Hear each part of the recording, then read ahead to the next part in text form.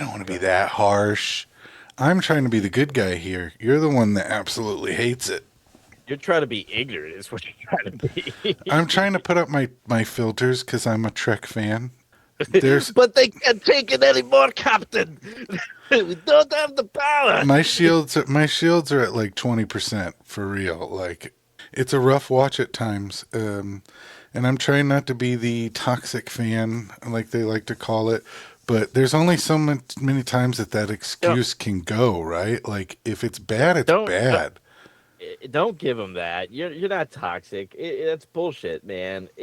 People love Star Trek for decades. Their parents loved Star Trek for decades, and then you get these assholes coming in and wiping their ass with it. You have a right to be pissed.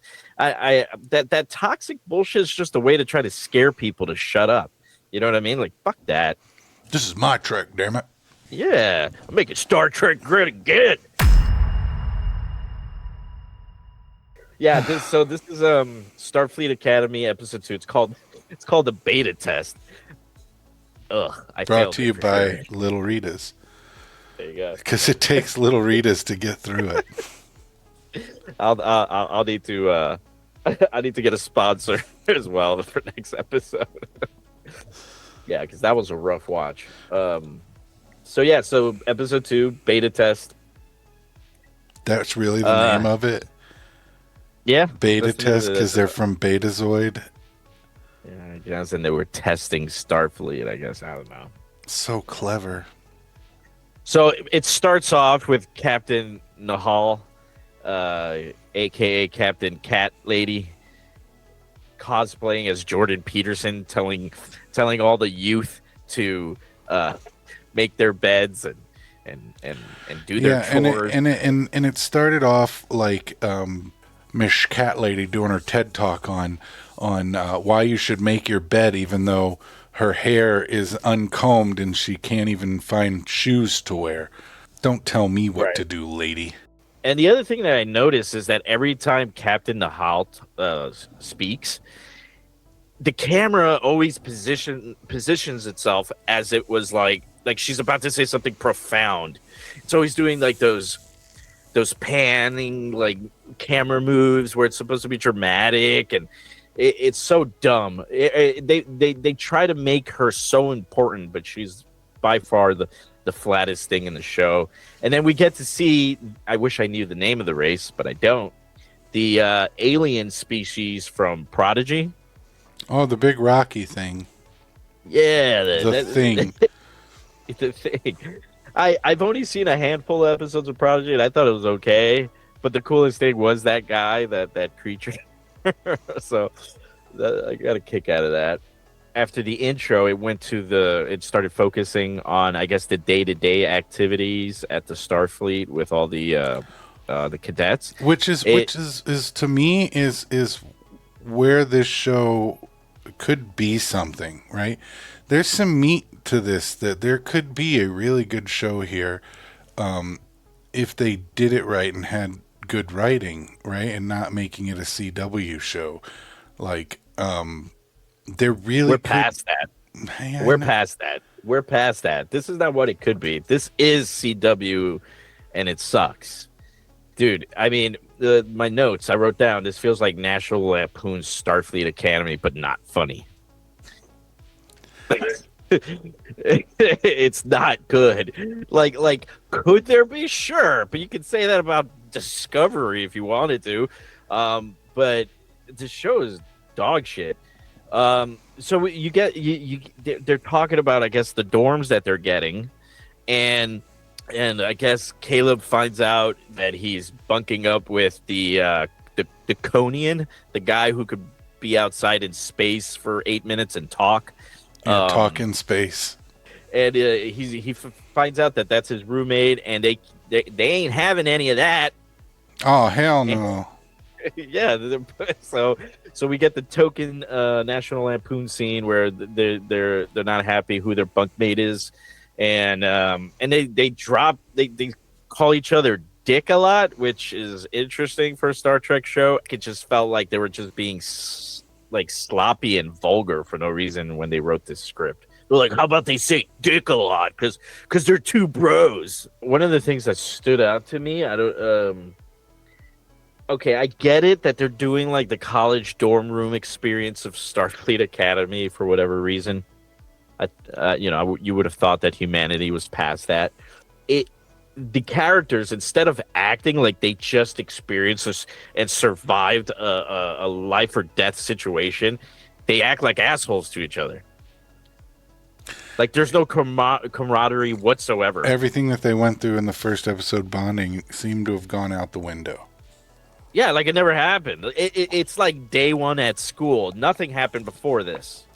That first episode feels like there's something off. Why are they acting like they barely, like they never experienced anything together. No. What about there was also the classroom that takes place in the Jedi Council room. Yeah, I mean, all right. So I guess this could lead into something in general over the whole aesthetic of the show that from start to finish. It very Star Warsy. I mean, the locations feel like more like a Star Wars, like their classroom where they're getting taught physics. It looks like the Jedi Council room. But even more so than that, there's droids everywhere. Bots and droids in every shot. It's how they open shots. That's how they close shots. They throw them in as comedic value. Like if he takes a bite of a fruit that's a fruit, and there's one cleaning the window outside that giggles at him. I mean, they have tiny droids and big droids and droids without brains, which really bugs me because why would they have full androids like Data? Why would they have a servant droid with no brain, No covering. no covering, just a like? Yeah, it looks unfinished. It looks like she walked out of the factory prematurely and nobody stopped her. I think, but I feel like I've seen more droids in this episode than in all of Star Trek that I've seen before. It very much, it kind of feels, what those scenes that you just pointed out feel like? Do you remember when the special edition first came out of the Star Wars trilogy, and George Lucas was just ramming as many fucking CGI droids as he could in every square inch of the scenes, of those scenes? That's what this feels like. Like they're walking down the hallways, and there's like droids zipping and zooming all over, like using them for depth of field and things like that aren't there, and like for transitions. yeah, just stupid. Like it's not needed. It wasn't needed in that either, but it's really not needed in Star Trek. Like, so then we get introduced to the Beta Zeds. They're deaf and they talk with sign language. Is it just that one guy who's The one deaf? guy is the president. Oh, okay, The Trump. yeah. Trump is. Yeah. Because he was. Tell me he wasn't Trump in their. He was Their definitely wall. shades. He had shades of Trump for sure. We're gonna make Beta Z great again by building a giant wall to wall out all of the outsiders. We're isolationists, Yeah. and we don't Hey need man, your. I'm all for it, man. We don't need your fascist federation. Keep Beta Z, Beta Z. That's what I'm about. Well, the Federation didn't want it that way. They wanted Apparently they not. wanted the old times. They wanted to get the band back together, and They want to DEI the shit out of Betazoid. yeah, and they didn't want to. They don't want to have anything to do with it. They want to keep their wall up, and so the captain has this great idea of the girl seems interested. The daughter of the president is interested in our main character. So let's play matchmaker and make him give her a tour of the facility. This is your favorite scene Of the whole Starfleet show. These are the two characters so far that I can watch, right? Like they're easy on the eyes, and they somewhat had a little bit of a normal interaction on this show. To say it's my favorite scene. You were is a just stretch. giddy for it. I said it's the most tolerable scenes of the show because it seemed like they were actually trying to act and there wasn't all this other DEI garbage happening in the background. Um, and yeah, it was like two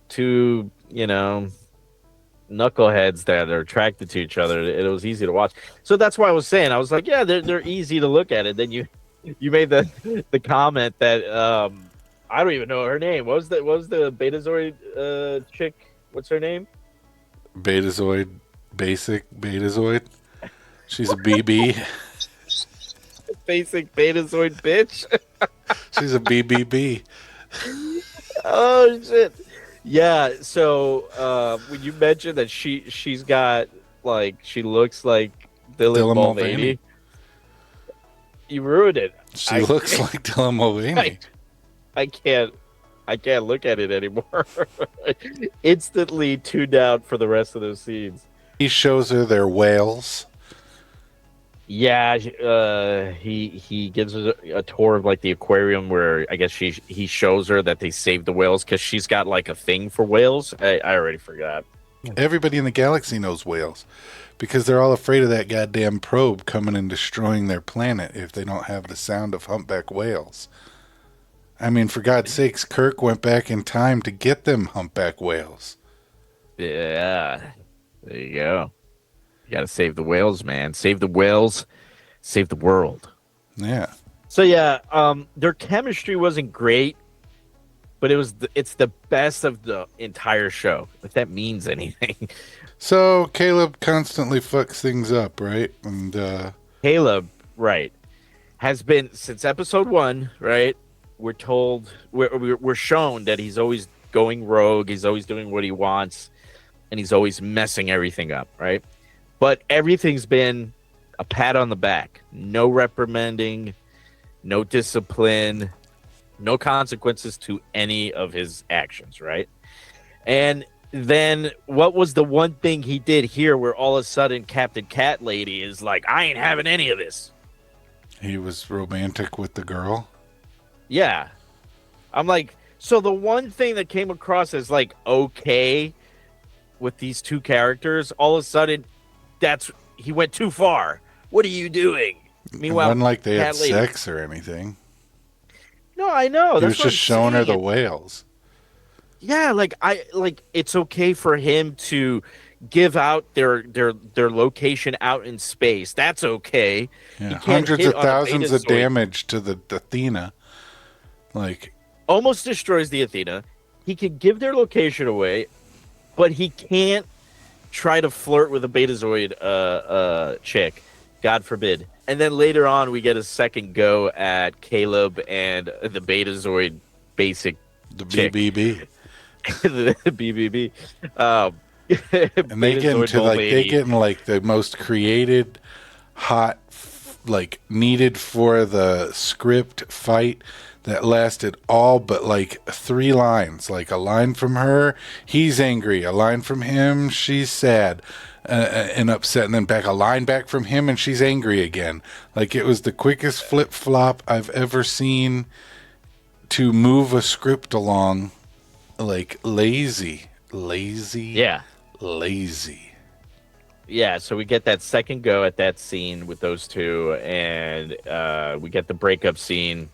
Caleb mentions to her as like a point of like, they took my mom because they're talking about they have the same enemies or whatever. The Federation is my enemy too, because Yeah, he's like they took our gerbs. because they took my mom, right? And I like I'm writing my notes. I'm like, no, asshole, she committed a crime. They took her She- mom. Yeah, man. His mom was a criminal. His mom is a criminal, but golly, do they want you to make freaking to feel bad for this situation? If they, you know what, they could still possibly do this timeline or this storyline if they just played it straight. Hey, your mom messed up, but she messed up because she was trying to keep you fed and alive. So she hooked up with a pretty bad pirate, but they want to play negligence. They want to play ignorance. Like she wouldn't possibly do that if she would have known. You know what I mean? Mm-hmm. they could have played that angle and it would have been totally fine. But they're trying to make like there's no wrong she can do, and there's the only wrong we did is where we separated a child and their mom. It's so bad, dude. Yeah, no, there was still some scenes. The two, I guess, highlights at the end of the episode was Beta Z Trump uh declines the negotiations in a weird setup too, like they're having debates, and it feels like these negotiations should have been taking place in like a conference room with only the highest, members of Starfleet having these conversations instead of Cat Lady and the Magi warrior from the Mummy Hmm. in front of all the kids like it's some sort of debate class. Yeah, and they drag Caleb into this seat because he was late or whatever. He was trying to leave, escape campus or something. And they make a big scene about it like it's a normal classroom. In the beginning, he said, if we were to lower our wall, you're going to need to give us 6 fully ready battle cruisers within a light year at all times. And No, yeah, within 5 light yeah, years. and you would also have to give us vetoing power to anybody that wants to join the Federation. And Mhm. he was saying, yeah, we'll accept you in, like, but it's just going to be you, right? We're still going to be very Like, isolationist. yeah. And they were like, well, we that's not the Federation, so we can't do that. But at the end, they made him feel better by saying, well, instead of rebuilding Starfleet in Paris, we're going to build it on Beta Z. Yeah. Right. And that was like their big kind of olive branch to them. They denied him his request and he said the negotiations are over and that was it, right? And then the Magi warrior, what's his name? Captain Chance or whatever, or Charles Vance. He said something, oh, Beta Z Trump only came here to say no, when it's clearly that wasn't the case. And the reason why he said that is to make the Captain Nahal or Chancellor Nahal, make her not feel like it was her fault. But it was clearly his fault because later on, Caleb talks to Beta Z Trump's daughter and convinces her to talk to him, right, to renegotiate. And that's when they offer to build Starfleet in Beta Z, which shows that Beta Z Trump was really there to negotiate, and Captain Cat Lady fucked it all up. Oh, yeah, she totally did. Yeah, but the why is the writing always protecting their stupid ass characters? It makes no sense.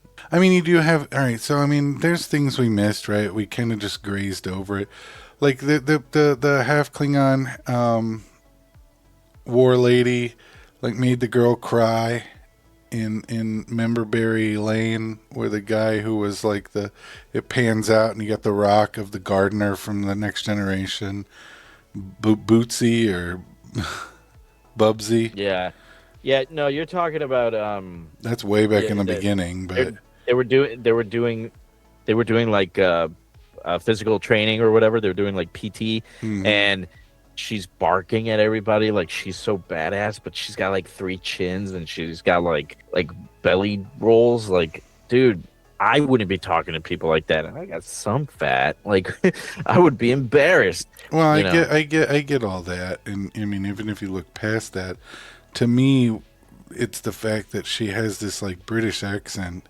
I don't see how a like she's not from Earth, right? Actually, I don't know where she's from. Maybe she is from. She's from London. the accent bothers me not because you can explain that easily away. It's her physical fucking features that blow me away because of who she is. I've never seen a fat Klingon. Have you? Yes, yes, Where? Where? yes. In Star Trek Five, there is a fat Klingon. He is. Let me see if I can pull up a picture. Well, Chancellor Kampek is a portly leader of the Klingon High Council in Star Trek: The Next Generation. Kampek. Okay, I see it. Kim Peck. He's an old Klingon. Okay, at least you could explain it that way. Not the same deal. Is there a non-retired, non-old fat Klingon? A Klingon that just decides to eat one too many hoagies a day. Yeah, yeah. They're. I got you. I got you. I'm just gonna type in fat clean on, see what I get. Fat clean on. Yeah, I keep getting that guy. He's the fattest of fat Klingons. An ode to Trek's only rotund Klingon. this is that bitch's father. General Cord. Korrd. Cord. Yeah, he is pretty fat. Okay, so there you go. And he's not terribly old. The Jem'Hadar though is like a warrior race also, and I doubt there's any fat Jem'Hadar. If I look up fat Jem'Hadar, Uh that's the only thing you get. huh. Well, they broke the mold. Yeah, man, this episode was pretty bad. Even considering how bad the first one was, there was a lot of red meat in that first one to chew with how bad it was. This one, it just came across as just bad, like not even entertainingly bad. Did you see the Babylon Bee posted a meme, and it's the same image I used for our first episode thumbnail? They have like a holographic display of one of the consoles. It says something like exceeded weight cannot go into warp speed. I saw that one, the same picture, and then in another frame, it had, ironically, a fat Scotty, because Scotty got fat when he was older. But it's his line from Star Trek 4, and it's like, there be whales here. I mean, Man, I I don't gotta like, see I that. see, I don't like to make fun of fat, because I'm fat, right? Like, but I'm also I'm not in the fat too. military. Dude, I'm fat too. Exactly. This is a military. What the hell? Discipline, right? The fact is, you have to have I have discipline. no discipline. Clearly. I respect the Yes. military for that reason. And these people Right. look like they don't have discipline. That's why when we see people in the military, we go, I could never do that because I don't have that discipline. And not only that, but it's like aspiring to see that, right? You go, oh man, that's the best of the best. I see why he does that. I see why she does that. Well, it looks like we've come to the end again. We've managed to Yeah. make it through another episode.